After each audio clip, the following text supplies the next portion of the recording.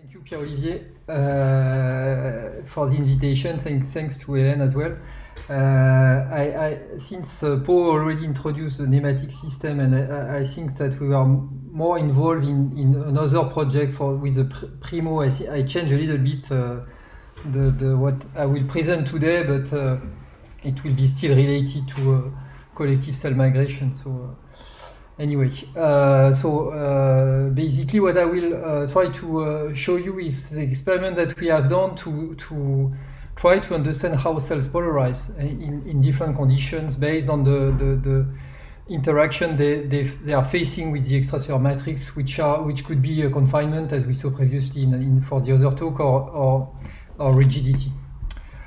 And I will start with these few examples that shows indeed that in vivo or in vitro you may have different conditions where cells can move collectively, but they have different shapes. Okay, so they can either exhibit this kind of rotation that you can see on the left, on this left example, which are the rotation of follicle cells along the egg chamber of the Drosophila. And what you can see is that all the green cells, so you have all the green cells here are rotating along the egg chamber in the transverse direction, because you can see that the egg chamber is like an ellipsoid, and the follicle cells are rotating in the transverse direction, or collectively in the transverse direction of the chamber. So this is in a closed system in a sense, but you have other systems like the one from where you have this cluster of cells which are migrating along the lateral line of the zebrafish, shown by this experiment from Darren Gilmore's lab. Where clearly you have a cluster of cells that looks like a single cell in a sense, where you have a strong lamellipodia at the tip here that is basically exerting some forces along this line, and those cells are moving together. They are depositing, but that's another story, but they are depositing a cluster of cells at the back, which can be the precursor of the sensory organs. But you can have this kind of polarized cluster in a sense, which are moving along this line in a confined environment as well, as we saw previously. And the last example that I want to show you is the one from Xavier Trepa's lab, where they show that you have this destabilization of monolayers as you remove an epithelial barrier, PDMS barrier, sorry. And what you can see is that at the front you have this destabilization with the formation of different structures. So you have some internal motion in the bulk of the epithelium, but you have also some motion at the tip of those cells here, in particular the leader cell that you can observe at the cell front. So you have a lot of different dynamics, different modes of polarity. I would say front-back polarity, with the formation, for instance, of those fingers in this example, the formation of this also a leader cell in this lateral line migration. But in other example, in these follicle cells, for instance, you have also some polarities that emerge through the formation of single cell polarity in this coordinated movement. So if I look, for instance, a little bit more carefully at this example I was showing you, which is this Drosophila egg chamber, you see that cells are rotating. So these follicle cells, which are epithelial cells, are rotating in the transverse direction, as I was showing you. The extracellular matrix is outside of the egg chamber, so which is shown here by this green collagen fiber, which are in this schematic. So you see that the collagen fiber align along the actin stress fiber. So here you have actin, here you have the collagen fiber. They all align together at some point, and this is part of this kind of coordinated rotation that you observe in the system. And importantly, at the leading edge of those cells, so you have alignment of actin stress fiber, okay, as I show you here, but you have also some polarity cues which are very important to drive this movement, which are shown on those pictures here, where each cell individually is polarized, front-back polarized, and so the polarity in terms of actin polymerization, if you want, or lamellipodium formation, is very important to drive this system. All right, so the main question that we would like to ask is what can drive the polarity for single cell, how you can get the emergence of actin stress fiber in particular direction, for instance, that could lead to the formation of a front and the back of the cell, as nicely shown by this cartoon from this review of Laurent Blanchoin, and also in other conditions, how the cell cluster can indeed move together, and how you can get coordination over long distances and at least coordination or length scale of interaction which are larger than the individual component. So the open question is emergence of polarity at the single cell level. How can you get some kind of coordination in systems, and can you reproduce in vitro this idea of having different kinds of polarity at different scales, at the molecular scale driven by the actin cytoskeleton, or at more multicellular scale driven by this potentially long-range coordination through multicellular entities. All right, so the first experiment I would like to show is the old experiment that we tried in the lab, was to make these micropillars, and we use micropillars to measure the force and to change the rigidity of the substrate. So you can plate cells on those micropillars. By measuring the deflection of the pillar, you can measure the force, and by changing the length of those needles, you can change the rigidity. Okay, the longer they are, the softer they are. And so we use this system in different experiments to understand how to understand some rigidity sensing, as it was mentioned by in other talks. And what we found briefly is that you can change the global organization of the actin cytoskeleton. So you have some kind of large-scale mechanosensing in the system as you move from soft surfaces to stiff surfaces. Okay, so here you are on a soft, so very long pillars. Here you are on stiffer substrates, so short pillars. And what you can clearly see that the organization of the actin cytoskeleton is completely different. And this is reminiscent a bit of an isotropic nematic transition that you can get in the actin cytoskeleton, not at the cellular scale as shown by Paul in the first talk, but at the scale of the cytoskeleton inside the cell.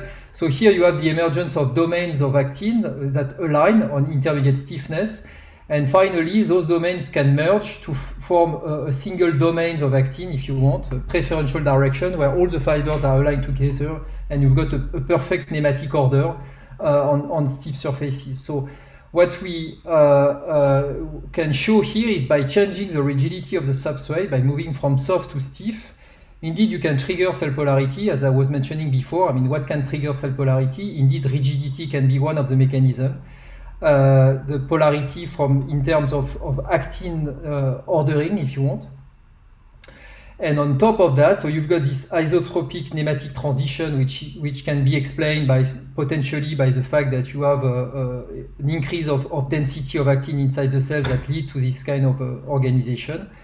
This is indeed also an important parameter in this kind of ordering is the relative ratio between the active and passive crosslinker that you have inside the gel, which is something that was nicely shown by a postdoc in the lab, Brian Doss, in this recent paper that we published.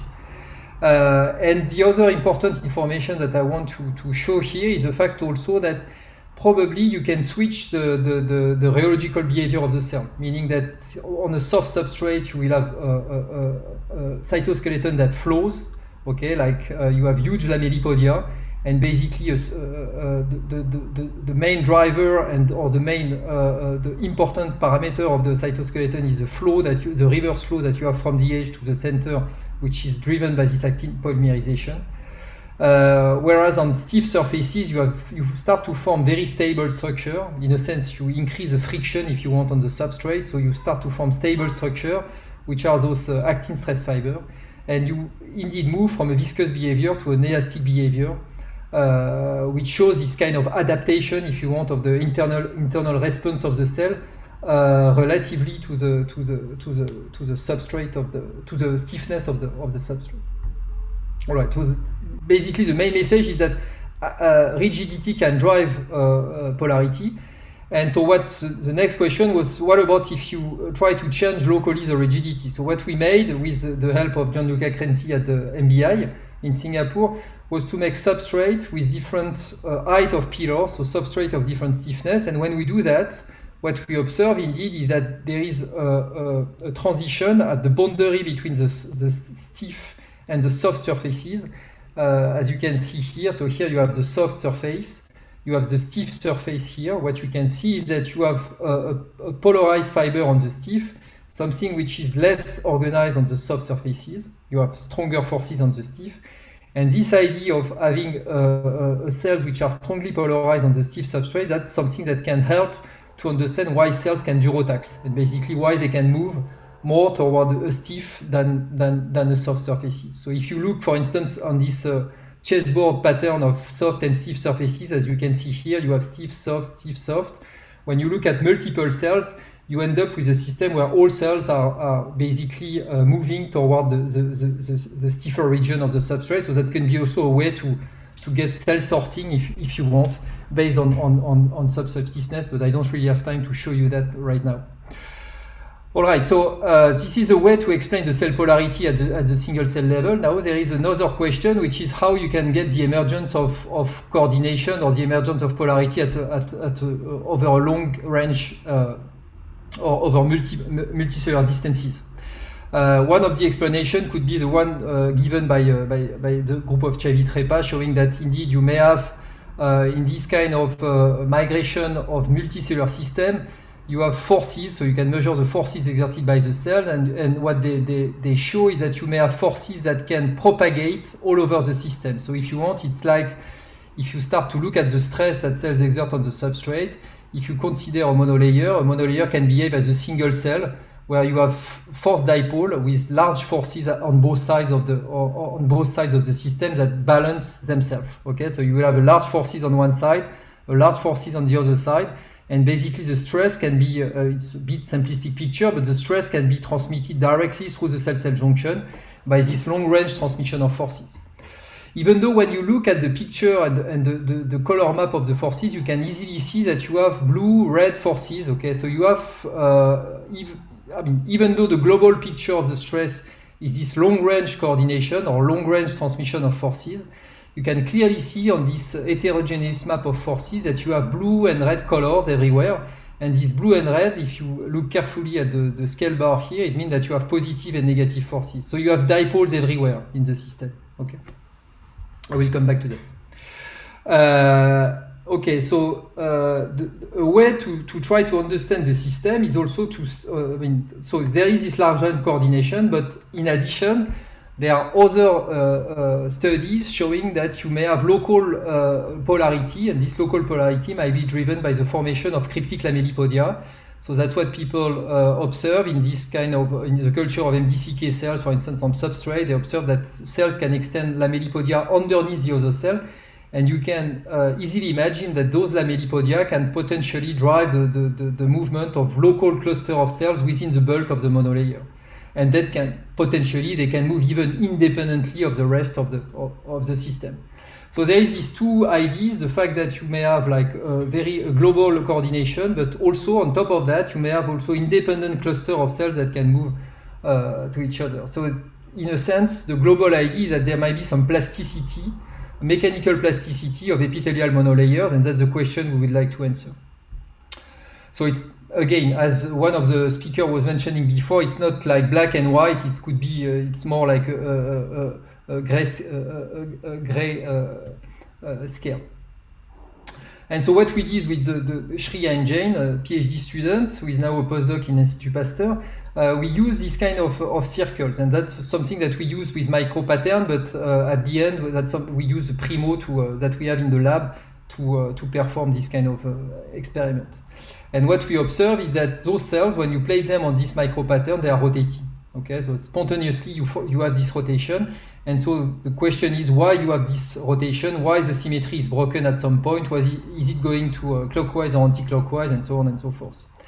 So when you look at the rotation direction, it's 50-50, so you have clockwise or anti-clockwise rotation. Okay, so you have both in the system. And so the next question is, if you change the pattern, so that's indeed here you have a very large pattern that we made with Primo. We use the versatility of the system to make multiple patterns. And what you observe is that you have those cells indeed in this closed environment.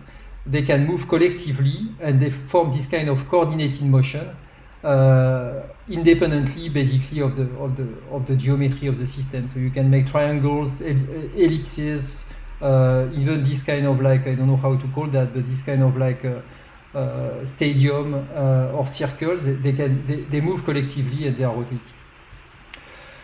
It's the case also, and I will briefly mention that because we are working on that now. It's the case also in tubes. If you put cells in tubes, so you can make tubes with PDMS spontaneously. You have this kind of circular rotation, and those cells are moving in direction, and that could be something that can also be reminiscent or mimicking the formation of renal tubules or the formation of morphogenetic events in vivo.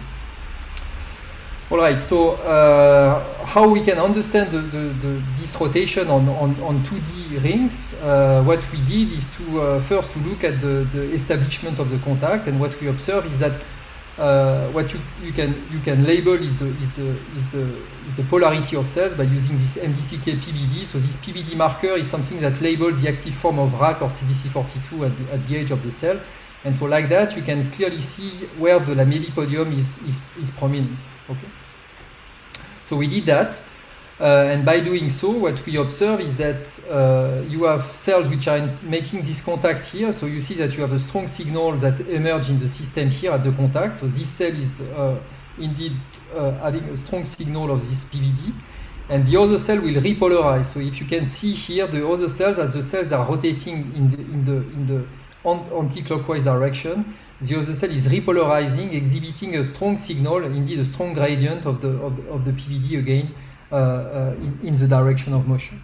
Okay, so what we think is that there is some kind of broken symmetry, and for some of the reason, one of the cells is winning over the other by extending a lamellipodia, and the other cells can repolarize in the opposite direction, and then the motion can be coordinated. If we block the cell-cell junction at first, we did not have any rotation, so that's something that we did by using these alpha-catenin knockdown cells, where you can see that they almost have individual movement, but there is no coordination and no global rotation, or these snail overexpressed cells where you have a downregulation of the E-cadherin. And in that case, again, there is no full coordination of the movement. So indeed, the cell-cell junction are very important for the initiation, at least, of this coordination. So now, if we look at the question that we ask is that do we need this long-range transmission of forces to get this kind of coordination in this closed system, basically? So we measure the traction forces as shown before, and so we use this kind of gels where you have gels coated with these nanobeads, and so we can track the deformation of the beads, and by tracking the deformation of the bead we can measure the force. And by measuring the force, interestingly, what we found was the fact that so you have the kymograph of the force here, and what we found is this kind of alternative stripes of blue and red lines. Okay. The blue lines, and again, the blue are negative forces, the red are positive forces.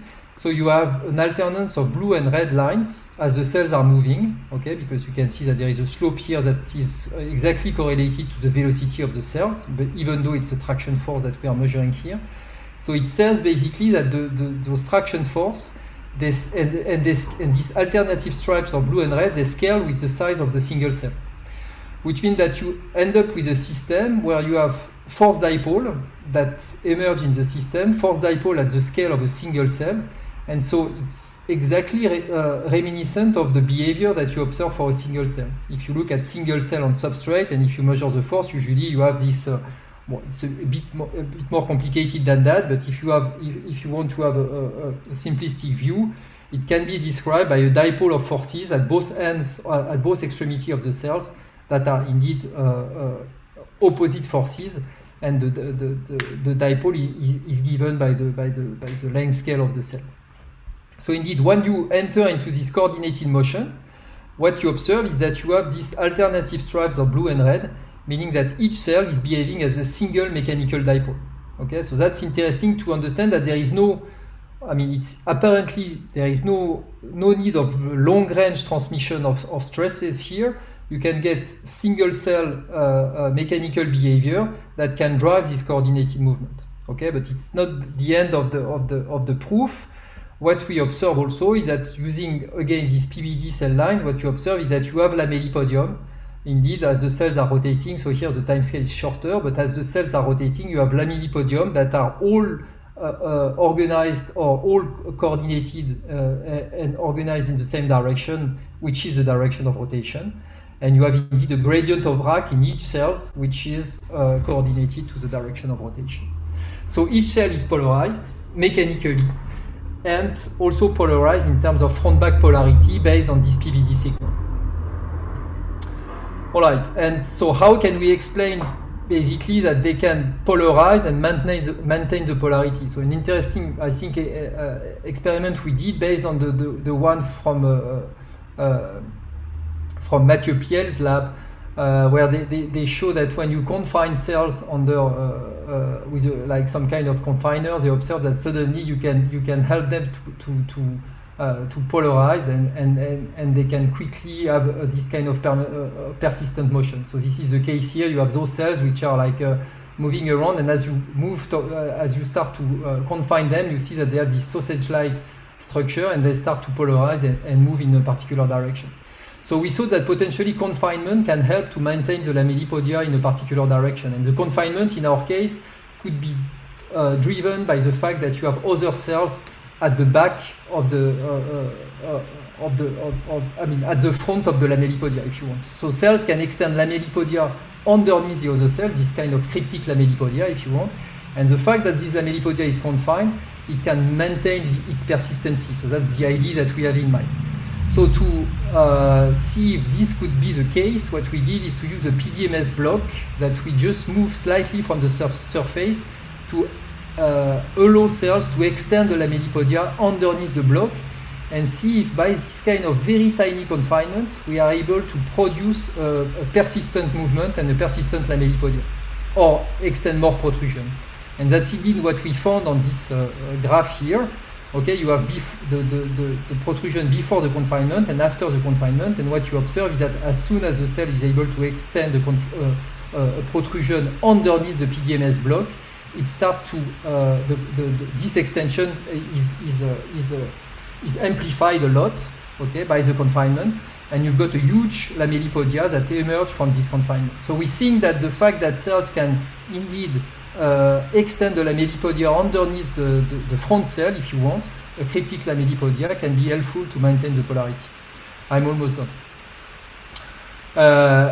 And now the other question is, since I was telling you that you have like potentially single mechanical unit, the idea was to see if the cell-cell junction, I was telling you that the cell-cell junction are important to initiate the movement, but the following question is, are they important once the movement is coordinated?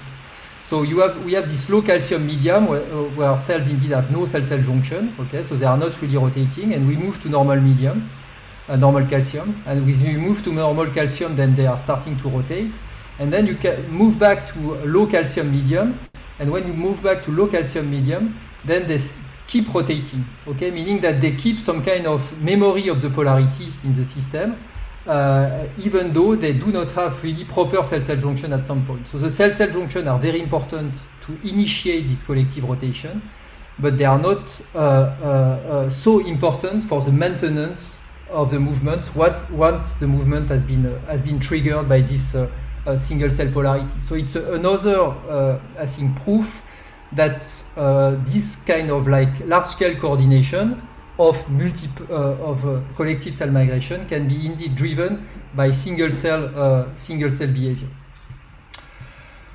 All right, so we did some modeling, but I will move that, and then this is just to finish. And then, so recently we started to make some other kind of patterns to try to see if we can use some this kind of like two rings to probe to use it as a live rheometer and probe the mechanical properties of cellular monolayers.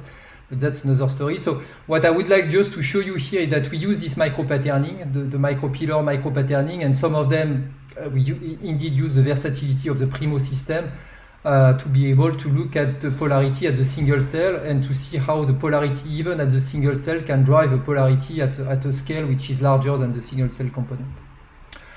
All right, and I would like to thank, of course, the people who did this work, in particular Bryant and Mukut for the part of the micropillar experiment. It was done in collaboration with Raphaël Voiturier for the theoretical part. And for the second part, Shriyan, Jane, who did most of the experiment, of course, my great collaborator. Without him, nothing would have been possible. René Marc Mège at the Institut Jacques Monod, Delphine Delacour as well. And for the second part, it was we collaborated a lot for the modeling with Alexandre Cabla and Victoire Cachou, and also Philippe Marc from the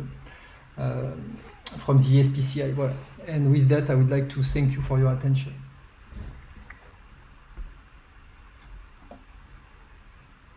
Okay, thank you, Benoit.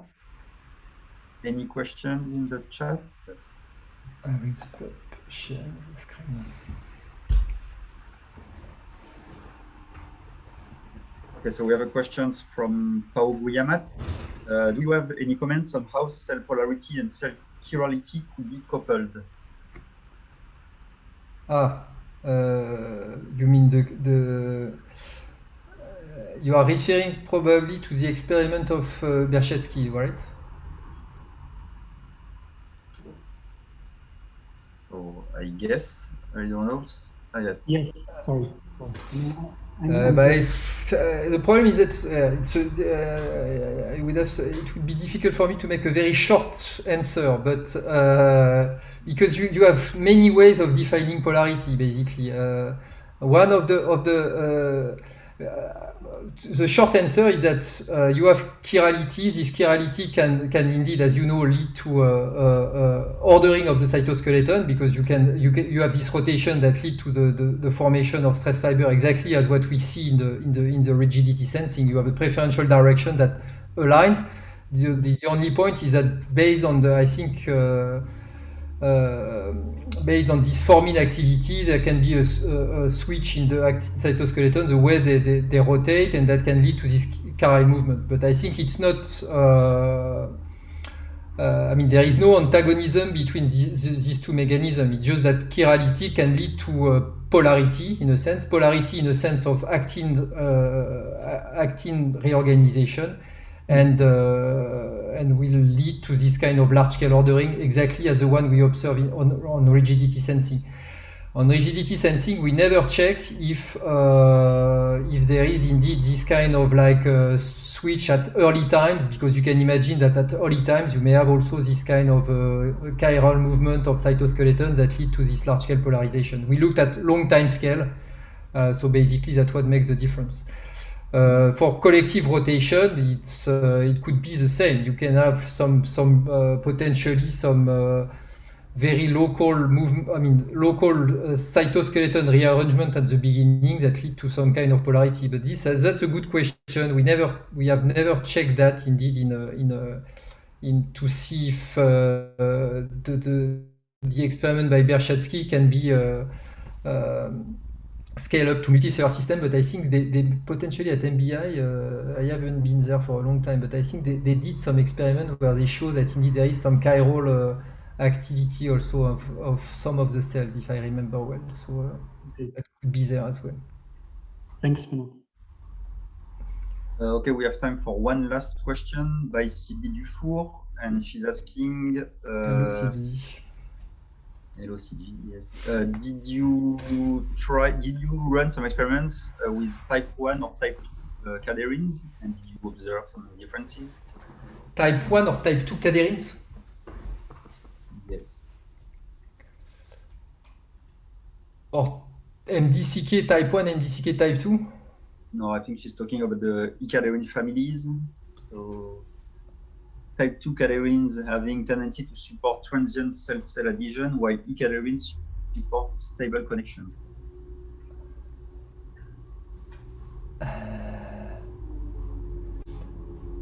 Expressing type 1 or type 2, second one having tendency to support cell-cell adhesion, while E-caderin.